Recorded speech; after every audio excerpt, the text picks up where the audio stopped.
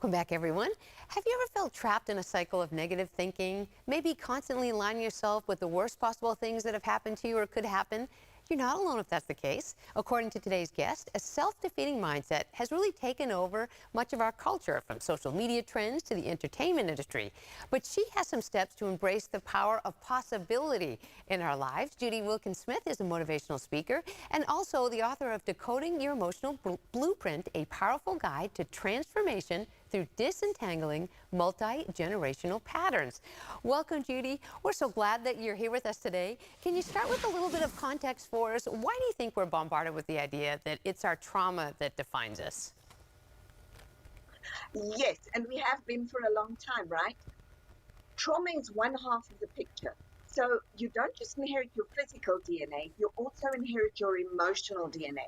In other words, your patterns of thoughts, feelings, actions, inactions.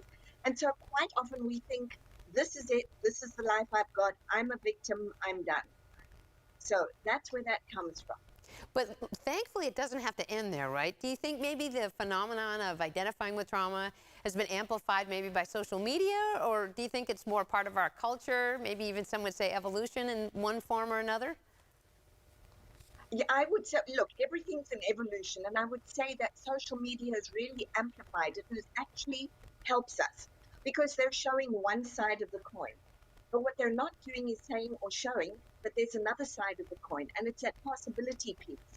And the possibility piece happens when we look at the pattern that we've inherited or recognize it and go, enough already, enough. This is not for me. I need more. And that's when we begin to ask ourselves, what more is possible? When did this negativity start for me? What was happening in my life at the time? And what one new thought can I have? What one new feeling can I feel? And what one new action can I take? Because when we do that, we're flipping the coin. And now we're into something that takes us out of being a victim and into something remarkable. And it works. So let's talk about that. Some practical steps, as you said, to flip the coin, so we can shift from negativity to more positivity in our lives.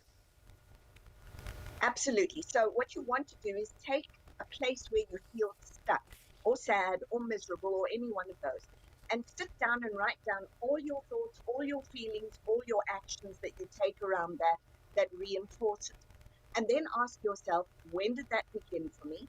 What was happening in my life at the time? And is there anyone else in your family with a similar pattern? Because if it is, you're dealing with a multi-generational pattern. And the reason it's come to you is that you are the change agent. Now, I love positivity. I tend to err on the positive side, but I have heard the argument that if you focus too much on positivity, it can kind of deny real pain and struggle. So in your opinion, Judy, how do we strike that balance between acknowledging challenges that we do Yeah, face and still cultivating a positive mindset moving forward? I love that you asked that. Yes, this is the power of acknowledging what is. So we're not going to Pollyanna it. This is what happened to me.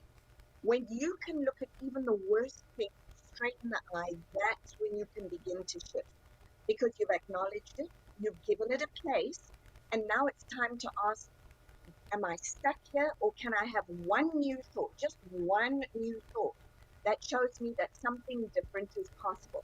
And the fact is, yes, you can. So it's about giving both a place and then moving forward. If we get stuck in victim, it means we haven't looked at where that came from and we haven't done that inner work that does allow us to shift. So the victim has a very special place. It is the place, or the suffering place. It is the place that says, come on, this box is too small. It doesn't fit you anymore. It's time to look at what's next. And I love that you said, even one simple thought can help start that change.